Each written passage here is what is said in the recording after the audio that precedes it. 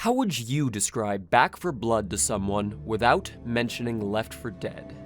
Well, Back 4 Blood is a co-op FPS for up to 4 players, where you take the roles of survivors in a zombie apocalypse, tasked with clearing out hordes of infected, worm-brained undead dubbed Ridden to claw back territory and survive this new, toxic world. It's on PC, Xbox, PlayStation, all the hits, crossplay too. It's AAA price at $60, but it's on Game Pass, for now at least, and there's some DLC if you're particularly flush. A good time with your buds, bashing up hives and listening to the no copyright! In a vacuum, sounds like an instant classic, right?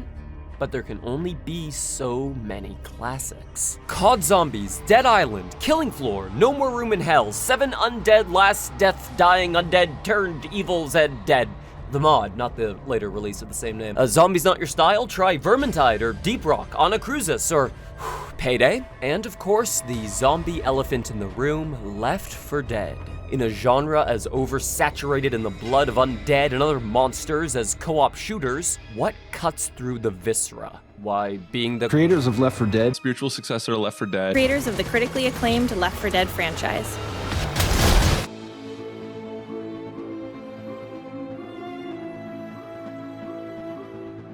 Left 4 Dead 1 and 2 are the biggest, most iconic entries of the genre, surely. Their settings and core mechanical structure still affect gaming culture to this day. I still refer to strong enemy types in zombie shooters as special infected, even if they have a different nomenclature. And you know if an enemy explodes to summon a horde, that's a boomer. That's just what we called them growing up. Ugh, what a boomer thing to say. And for creating an entire genre of co-op FPS, we can thank Turtle Rock Studios, the development team behind the original release of Left 4 Dead.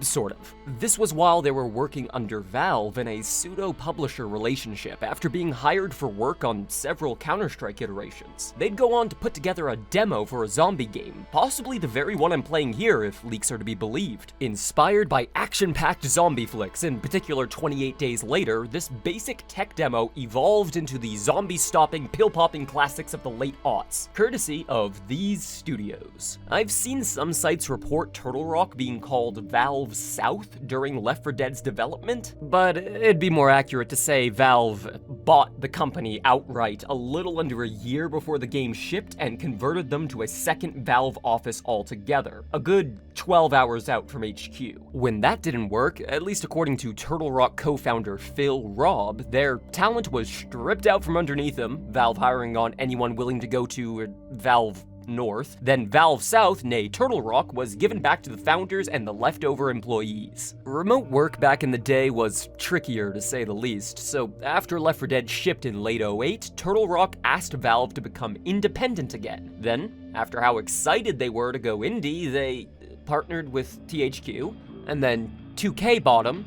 Then there's the Warner Bros. Deal, and now they're owned by Tencent. But point being, they're no longer working with Valve, or are indeed much of the same studio at all. Only around 6 or 7, depending on your source, of the developers of Left 4 Dead were working for Turtle Rock during Back 4 Blood's creation, and that includes Phil himself. And look, it's not like these people did nothing, obviously. Texture artists, level designers, writing staff, and it's worth noting Valve's policy, generally speaking, but definitely at the time, was to credit everyone on the staff for a project, regardless of who actually did what. Just a big wall of names, if they even load at all. This is still broken? While I still prefer over-crediting to the alternative of not giving people credit if their work wasn't deemed important enough, it's still irritating for accurate archival purposes. But according to the IGDA Credit Standards Committee, Valve would do this to, quote, fend off aggressive headhunting.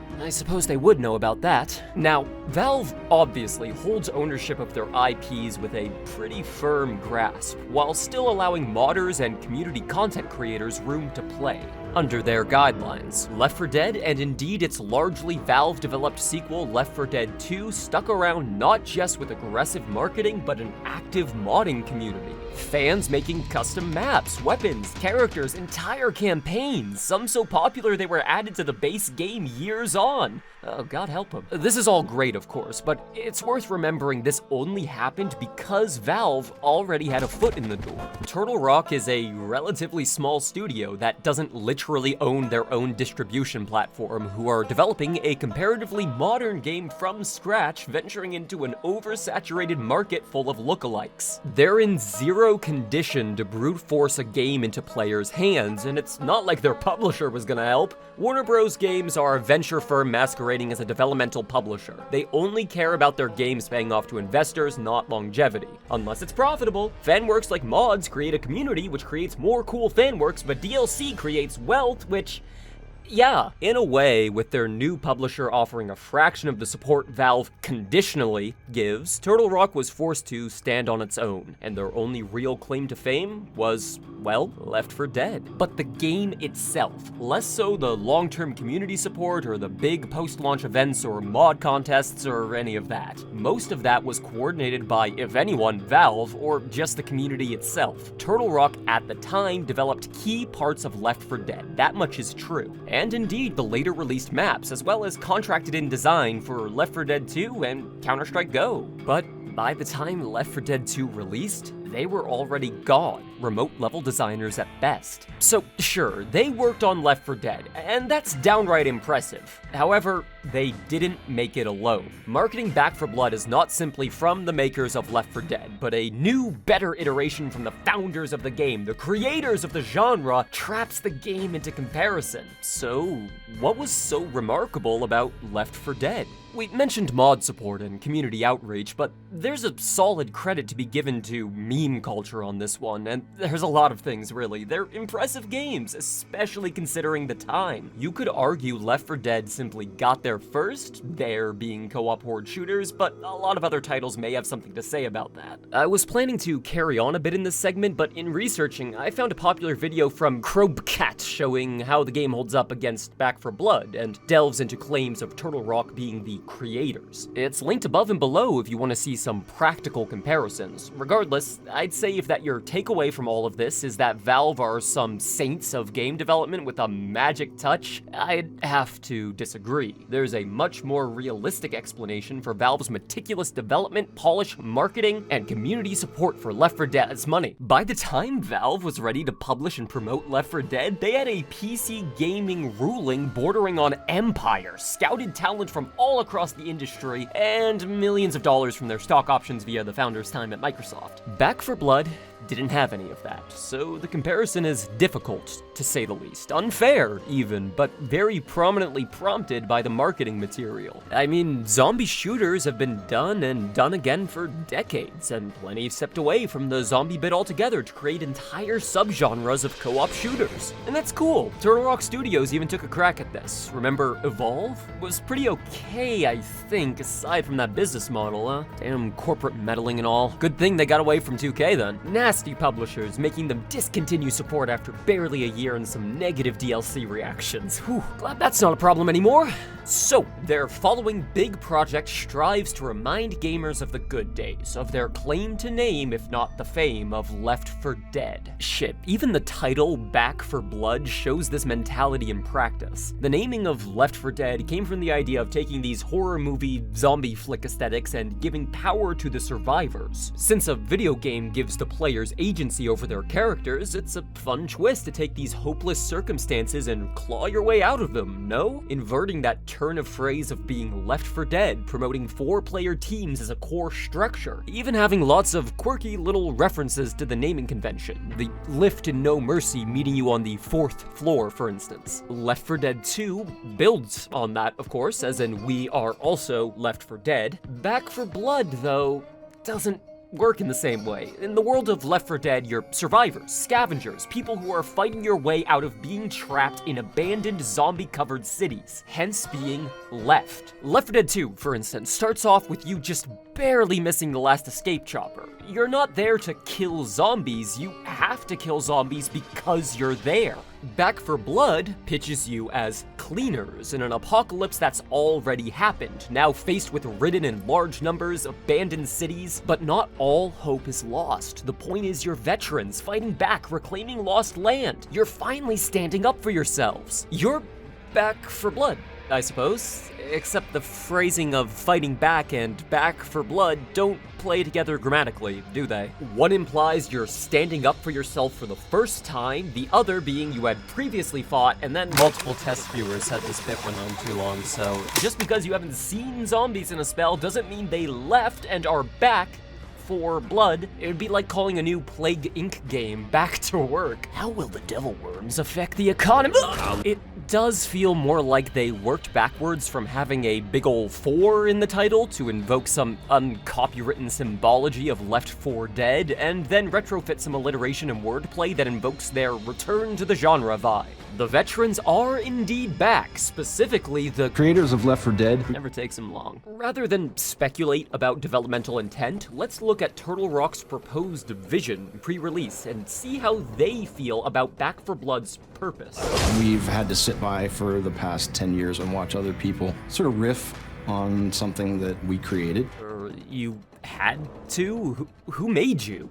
Valve? 2K? You guys had a few games between 2010 and Back 4 Blood's announcement. Was not having the IP all that was holding you back, or? You're a zombie killing machine. You slay zombies, and that's your job, and you do it well. We like creating games that gamers can dedicate themselves to, and then somehow, you and your team manage to pull it all together and survive and destroy the opposition. You're going to spend a lot of time getting vomited on, getting pounded, deal some of that punishment to other players. It's an awesome feeling. It's an adrenaline rush. It's one of those moments that make you want to slap your buddies on the back and cheer and have a beer. Beer? Dude, it's 2023. We're all doing ketamine. This guy seems like a lot. Reading an interview from back in 2014, Rob's exact wording, I swear I'm not making this up, was that they wanted to prove, quote, "We are not just Valve's bitch." Evolve was your proving ground, was it? It did prove your business savvy, signing with THQ in 2011! Okay, look, I hate all this business bro gamer sludge as much as the next of them, but let's not pretend Back 4 Blood's developers don't give a single shit. Maybe some of the Turtle Rock higher-ups are stereotypical greedy execs, but that's just conjecture. We have proof that people working on the title strive to create fun zombie times and listen to community feedback. For instance, the game's card system. You build a deck of cards that grant various bonuses, health, move speed, even minor gameplay alterations. Disabling sprint while increasing base move speed, for instance, or disabling aim down sights for better hipfire. Makes it play just like Counter-Strike. Back on release, though, instead of getting all these bonuses conferred as soon as you equip the deck, you could only draw a handful of cards per safe room within a campaign. It had a Magic the Gathering sort of aspect to it, planning around probabilities of certain cards being drawn or choosing to equip others as your guaranteed draw. These days, this system has been flattened down to a simple 15 cards, all of which provide bonuses. Which does make the card adage a bit superfluous now, but regardless, this was done because of community request. Most, definitely not all, but most players seemed to think the game was more fun when you could create entire builds and jump between maps and campaigns, as opposed to being stuck into playing one entire stretch of levels with one deck and one character per act. The new system is a lot more freeform, while still making it easy for the story-enticed players to get a focused experience, building off the foundation of the original release with player feedback to create a better product than any one party could make alone. That's fostering a community, that's listening to fans. But they also said they'd look into adding the old card system as a toggleable game mode, and what I find interesting reading these patch notes is the way Turtle Rock discusses community request. They say, "We thought the community would want this," or "We felt the community would like that. We noticed the players were yada yada." Instead of simply saying, "You asked for this feature," it's all filtered through their own perception of the community. This back and forth is so very one-sided, though, isn't it? At least compared to, say, another popular Horde co-op shooter with a dedicated modding community, like Killing Floor. So back in the day, I used to be a part of the Left 4 Dead modding community, and oh, cool. My best memories. Is Back 4 Blood gonna facilitate the modding community at all with the online element, or? It's contained. We're at launch for sure. Yeah, we're not gonna have anything like that. Rather than the community making the game modes and maps and events for themselves, which fans will do if you give them a little support, it's up to the development team to create any requested features as demanded alongside their own planned developmental roadmap, which may or may not be what the community winds up wanting. People were jonesing for mods so bad they made their own tools to do so. I'm gonna get Turtle banned for using the Among Us medkit. The unfortunate reality is mod support will be scarce, if at all extant, for any games with cross-platform releases. Unless you're a major player in the industry, have direct first-party support, or unconscionable amounts of cash, mod support isn't considered a priority. The difficulty of getting mods to work across different console architectures is dubious if possible, and creating separate mod-only lobbies fractures your player base. The more professional, more profitable route is to leave community consensus implementation to the core development team. And sure, you lose all that freely made fan content, but in turn gain brand consistency and cross-plat. It's a trade-off, with a clear favorite if you're on the marketing team. But this unfortunately means as soon as a new game is due for investors or interest wanes, the game's continued support gets dropped. The dev's labor deemed more profitable on other software units with higher ROI projections. This is what it means to be in the games industry these days. This is the blood they came back for. Look, I've spent a while haranguing about what Back 4 Blood could have been, or what it's not, but what is it? What merits does it have as a game by itself, just playing it? If we act like IGN and pretend games only exist for their mechanical value for a second, oh, what a fun publisher. Does Back 4 Blood hold up? Well, I mean, I like it. The game went on a steep sale, DLC and all, for reasons we'll get to later. Picked up a copy for me and my fiance, and we're having a good time. I'm a sucker for character customization, both mechanical and aesthetic, and there's a surprising amount of depth to the card builds I've yet to really tap into. Some of those new weapons that weren't around on release really speak to me, particularly the bow. Kicking up the difficulty from the chill recruit to the normal veteran mode gave the game more focus. The weapon varieties started to have different pros and cons rather than just different bullet delivery methods. I'm sure I'll eventually try out the hardcore modes, but that's not my cup of tea as of late. Had enough Death Wish 1 down nonsense to last a lifetime. Back 4 Blood's environments strike a chord with me too, I'll admit. The sort of high saturation grime, the hope within a moody scape, deep Van Gogh-esque blues. Seeing bright pops of color and light and form coming from the gross cysts and maw of the Ridden's fleshy growths. It's hardly 100% original, but the atmosphere of some of the later levels, seeing vast pits of decaying rot and chilled corridors of abandoned medical tents, it reminds me of Aliens in all the right ways. Sound design plays a clever role in valorizing the expansive cast. Duffel bags can be carried out of levels to unlock cosmetics, and they make a radio feedback sound to indicate their presence. Doesn't make much sense, but it does invoke the idea of an objective, doesn't it? Conversely, bear traps that pin your character down can be heard in the key of high-sprung metal, like a survivalist instinct, a way of gamifying your cleaner's honed senses. I'm a fan of the character writing, especially the post-launch crew. Besties, though it's clear they had more time with some of the voice actors than others. And sometimes the base game maps contradict the developers' claims of a more hardened crew of zombie hunters. I mean, the game has toolkits designed to crack open sealed or alarmed doors, unless, of course, the game wants an alarm segment rushing through hordes, in which case you're just unable to use the tools provided. Or justifying a holdout by claiming this competent in-shape fighting force can't climb latticed benches out a second-story window. If only there was a ladder. Oh, there it is. We wanted our characters to feel stronger in the world and be more organized as a unit. If you've only ever played Left 4 Dead and are viewing Back 4 Blood just through videos like this one, you may be surprised to hear the story is pretty interesting. The game's cliched and troped out, sure, badass survivors blowing things up and parkouring into the night, but underpinning the bravado is a deeper story about defeatism and complacency when living in a world on fire. Much like the art style, finding chances for change and striving for a new, kinder world from the gory mire of old. Without getting into spoiler territory, the Children of the Worm expansion not only brings new maps and enemy types, but a surprising surprising dive into other sects of survivors who have a very different idea of what reconstruction means, touching on some stuff beyond the usual scope of the genre and far more interesting to me than Left 4 Dead's cliched romp.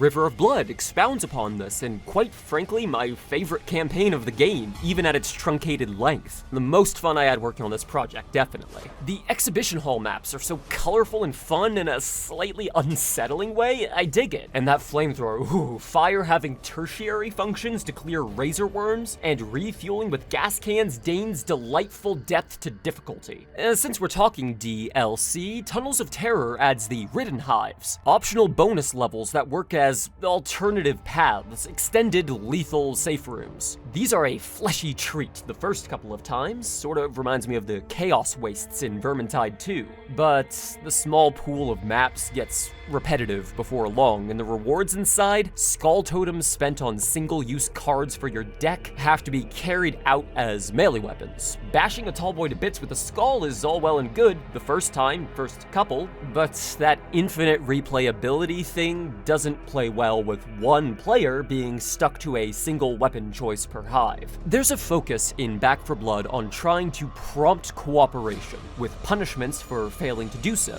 Just like in Left 4 Dead, enemies can pin you down when you're alone, and you'll need an ally to free you, unless you're carrying a stun gun. So I get the idea of designating one player as the totem wielder who's to be defended by everyone else. Just like carrying supplies to the safe room, yeah? Or carrying miniguns to deployment spots, or carrying shells to the mortar, or carrying supplies. Okay, Back 4 Blood leans a little too hard on the defend a player while they complete the objective side of cooperation, failing to realize that designating people as mission completers every level means that your replayability argument is only at best 3/4 effective. Kinda like when you play 4-player games as a kid, but one of you was given the shitty Mad Catz totem. Does feel like some players are being given deference to fun. Not to say completing the mission objectives is unfun, just limited, repetitive. Look, I'm enjoying my time with Back 4 Blood, but I'm enjoying it on Game Pass. I'm enjoying it on deep discount. I would not be having nearly as much fun at $60 on launch for a game pre-community feedback, or at damn near $100 for all the expanded content. Man, wasn't it so much better when you'd buy a complete game for a single price and be done with it? How nostalgic.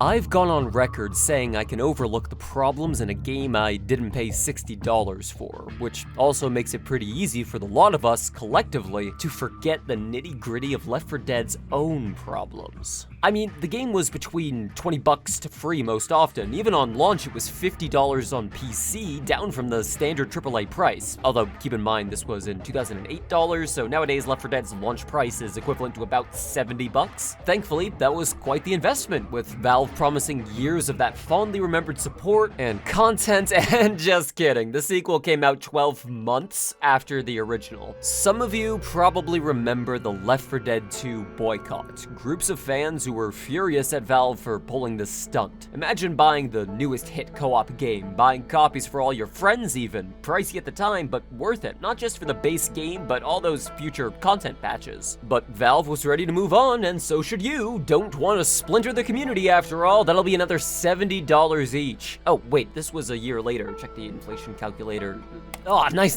And not to put too fine a point on it, but I'll remind you, Valve had already grossed at least $70 million by 2005. By some counts, over $100 million when development on Left 4 Dead began. Half-Life, Counter-Strike, Team Fortress, and all their sequels. Valve had money and they used it. Like how they paid to fly out protesters before Left 4 Dead 2's release, had them playtest the game, and come back saying, "It plays great, stop the boycott. Look, here's Crash Course, y'all, sorry we lied to your faces." There's not much reason to play the original Left 4 Dead as opposed to 2 these days, unless you're a hardcore originalist or a speedrunner. Or a hacker who joins your private match and team kills you, apparently. All of the old old maps and the characters are in the sequel now, along with a bunch of other goodies. No wonder Valve was so happy to give it out for free. Water under the bombed out bridge, right? Still, multiple things can be true at once, if you can believe it. Playing through far too many hours of Left 4 Dead's 1 and 2 interchangeably for this video gave me an appreciation of how much an improvement the sequel really was. The bots are smarter, the weapon selection less tiresome, I'm a big fan of adrenaline shots, and also in the game. Realistically, could all of this content, these features and updates have been added to the base game? Possibly, maybe less fully realized, but Left 4 Dead 2 can be both a massive improvement functionally and a shitty move ethically on Valve's part. They could foot the bill on PR hits and big recovery stunts and sell their games for, at the time, undercut prices because they were the primary platform for PC. Desktop gaming may have only been a fraction of the market in the mid-2000s, but Valve owned that fraction. They still own quite the fucking fraction. Set aside intent for a second and consider Valve's stance on modding. According to a Forbes piece from the time, mods provided around 20% of their total revenue, with projections reaching as high as 50%. It's very easy to hold a stance of mods drive the community when you stand to directly profit from them. After all, people have to get your game in order to play those mods you helped support, and if the developer tries to spin the game off into their own release, well, that cost a cool $200,000 back in the day for licensing. Listen, I can buy that Gabe has a deep love for game communities, for fan-created content. That tracks with his personality, if not at least his persona. But it's hardly charity. It's a business, and Valve are the landlords. They own the platform, they own the IPs, and they own the developmental tools. Of course, they're happy to lend them to you, so long as you give them a cut of all proceeds. Don't worry though, if you're a small team with a game that's not gonna pass $10 million made, they won't take 25% of all that. They'll take 30. There's an entire separate discussion to be had here about the cost of doing business, Valve's on and off monopoly, and all the little processing fees that add up to a considerable percentage of sales going to Visa or MasterCard or whatever. The complex going-ons of the games industry financial sector has generated countless articles and videos on the subject. But Valve are hardly alone here. Singling them out for their hypocrisy and capitalist tendencies implies default corporate behavior is benign, which I'm only drawing attention to it because Valve fan bases sometimes have selective memory vis-a-vis the company's competence, myself included. All I'm saying is, if you think Left 4 Dead 2 is better than Back 4 Blood, I get it. Not exactly a controversial take. Just might be a good idea to double-check your reasons why. Make sure that's blood on your glasses and not a rose tint. You get the point. Let's get back for track. On track. See, it doesn't work.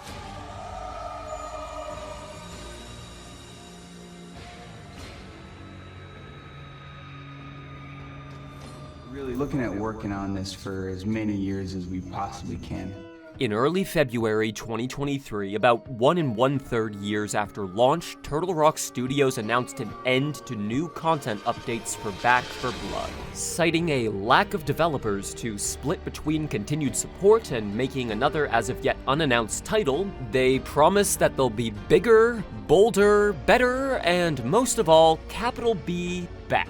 They also thanked the community with much love and gratitude, which, look, there's nothing wrong with a game not indefinitely maintaining content. I've said as much in the past. But it does sting when you've promised years of support and provided no community tools for players to make their own stuff. The reality of the matter is, this was only ever going to be the case. Unless Back 4 Blood truly outsold expectations, even if the reviews were better, we'd still be here now. The modern gaming industry is cutthroat and values both quantity and quality in unattainable timeframes. Turtle Rock, rather than carrying on for years of paid DLC to justify continued support, opted to shift focus to a new game, a new market. I don't really blame them. I blame capitalism. Back 4 Blood will continue to be playable. They haven't gone quite as far as unevolving, if you will, but if you're rewatching this a couple years on and the game's now fully offline, then I guess consider this piece a time capsule. But that would make answering the question a little easier. The question being, which should you play? Back 4 Blood or Left 4 Dead 2? Well, it depends which aspects of jank bother you more, I'd reckon. clunky gameplay and unpolished animations or old Source Engine bugs and no cross-plat. This may be controversial, but I like Back 4 Blood's general improvements on the core game loop. Some more dated, finicky interactions from back in the day, like spamming first aid kits to heal diminishingly tiny amounts of health in safe rooms, are streamlined through the shop and first aid cabinets. Look, I get the older design intent, but player behavior speaks differently, doesn't it? Even imperfect, weapon handling has a lot more available nuance. Aim down sights, modding guns, melee bashing to reload cancel as a proper mechanic instead of a fun quirk. It's a good game, and so was Left 4 Dead, and Left 4 Dead 2. To try and seek out one to be better is like saying an IMAX movie is better than one played on a CRT. They have to be held to different standards considering the gap between their releases and relative cost. Personally, if you're like me and have played enough Left 4 Dead 2 for its specifics to grow stale, but still want some zombie shooter action, it's a good change of pace. New maps, new weapons, new storyline. The tones are a bit different. If you want a more grounded zombie movie feel, Left 4 Dead's got it, but for esoteric World of Darkness-esque vibes, Back 4 Blood gets crazier. And that's not better or worse, it's just different. If you've played neither and are looking for a place to start, look, Valve may have slipped a copy of Left 4 Dead 2 into your goddamn library without you noticing. Please go through the circulation desk at your local library. It's hard to keep track of so many books and I spent so many hours at work scouring. Really, the biggest deciding factor is probably gonna be your friends. If you're looking for mates to survive an apocalypse with, whatever they own may be your best option. Chances are you all own Left 4 Dead 2 if you've been around the block, but on the same platform? Maybe you and your friends get Game Pass to enjoy Back 4 Blood's campaign and then years later you want to revisit, but that may not be possible. Plenty of people have pointed this out before me, but Game Pass's on-release games are known to cut into sales, which certainly didn't help the title's longevity. And it's not hard to find a game of Left 4 Dead 2 with randoms either, though I will say I found the bots to be generally more cooperative in Back 4 Blood. They can even carry objective items.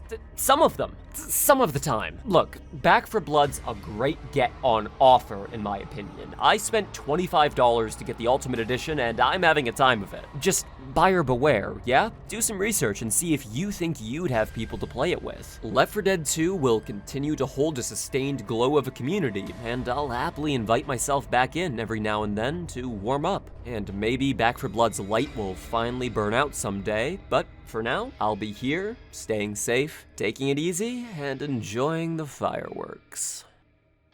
Oh, man, that doesn't really play. I hate fireworks.